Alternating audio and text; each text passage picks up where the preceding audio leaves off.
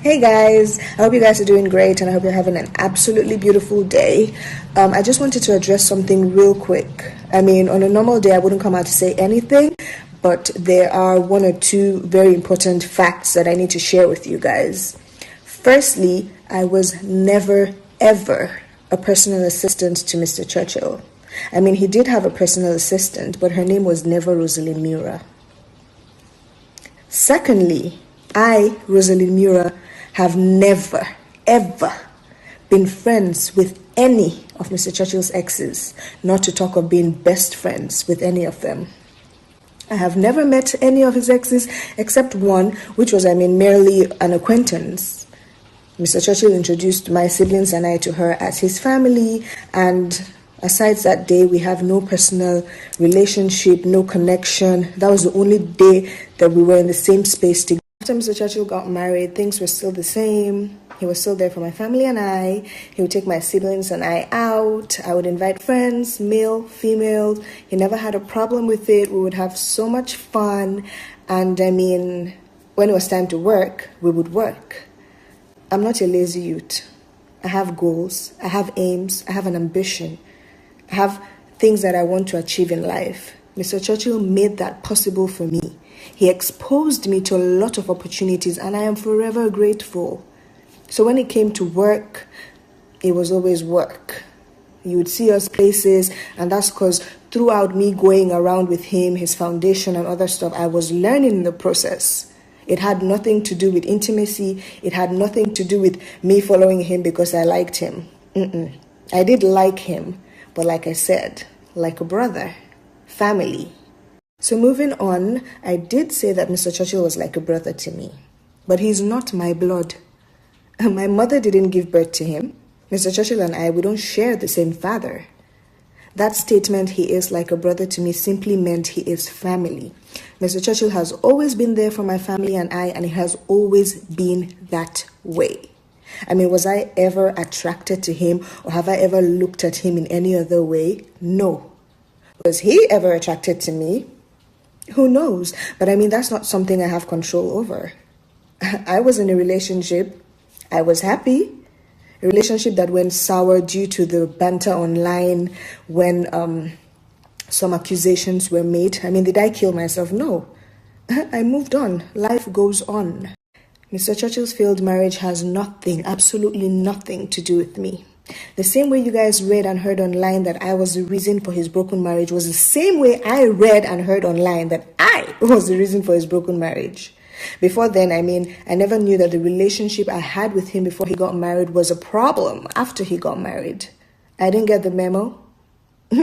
No one confronted me. I was never aware of any of such. Whatever it is that happened in his marriage, I had no knowledge of at all. The same way you guys read online what happened was how I read online what happened. I knew him. Why would I wait for him to get married and then start playing hide and seek? It doesn't make sense. After his marriage crisis and after he got divorced, I was still there. I never left. Why would accusations and people talking make me leave? Leave to where? I never left. I never abandoned him. Obviously, he was a different person. Not much fun. Not the normal fun, bubbly Mr. Churchill that we used to play with and we used to know. You would see that he was just off, devastated, broken, frustrated. His mind was never there. Obviously, you could tell that he had stuff on his mind, but it was what it was. Gradually, days passed, months passed, years passed. Life took its course. Destiny happened. So, what I was accused of became my reality and my fate. What would be would be. You cannot change it. You cannot force it. I am not God. It just happened. I let God's will take place in my life. I never forced myself on him. It just happened that he became more than a brother. He became a lifetime partner. And I just really needed you guys to hear this. Every malam with his kettle. One man's curse is another man's blessing. Life happens. I know you guys have opinions which you're definitely entitled to, but I just want you guys to know that your opinions, they don't change me. They don't take anything away from me. They don't change God's will in my life. They don't take away my glory. I'm always going to be me. So you guys just remain positive. Your own blessings and happiness will definitely locate you guys. I love you guys regardless. Stay blessed and have a beautiful day. But Dikeh, my thought, I would really want to pick your brains on this. On the current stance of Tonto Dikeh and the harmony she seems to be portraying with the union that the husband is having with Rosy, because I see that also, I see her, throwing that harmony on social media. What would you say to that? Let me start by saying I try as much as possible to stay away from conversations like this because it reminds me of my past. And I would say that I will applaud Tonto Dikeh for her silence because those silence were golden. And it also shows that she's matured and she's letting time fight for her and that's what I think sometimes we don't have people around us to guide us on how to react. I remember when this news broke, Marshall, 2017, quite a number of people said a lot of things. First thing first, I stand to be corrected. Tonto appears as somebody who has a temper.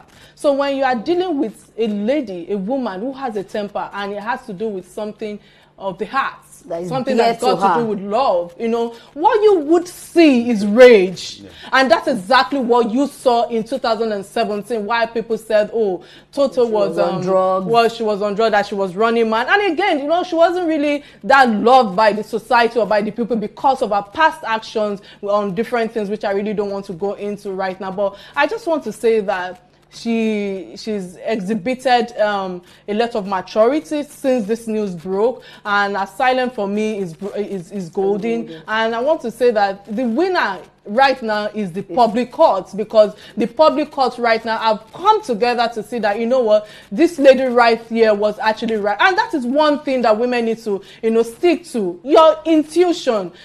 Women, God has given us our intuition, our guts doesn't fail us. Women in a marriage should also continue the good work. I must say that when you have morals, you have value, you have work ethics that you're still driving on. You don't need a man to validate you. I'm sorry to say that you don't need the society also to validate your existence, because that is part of the challenges we are facing today. It is pretty disappointing that Rosy had the audacity, and I say again, the audacity to come publicly to wish Tonto Dikeh's son a happy birthday, especially with the controversy surrounding the relationship, the marriage. Every woman should respect the space of others. The fact that she is married to Churchil doesn't make him related to Tonto Dikeh. The fact that she's related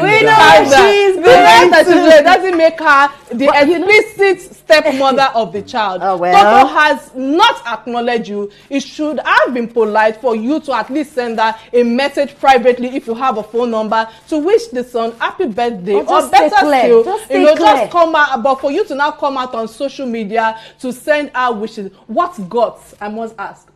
No decorum, what audacity. Please subscribe to this channel. Please subscribe. Please subscribe.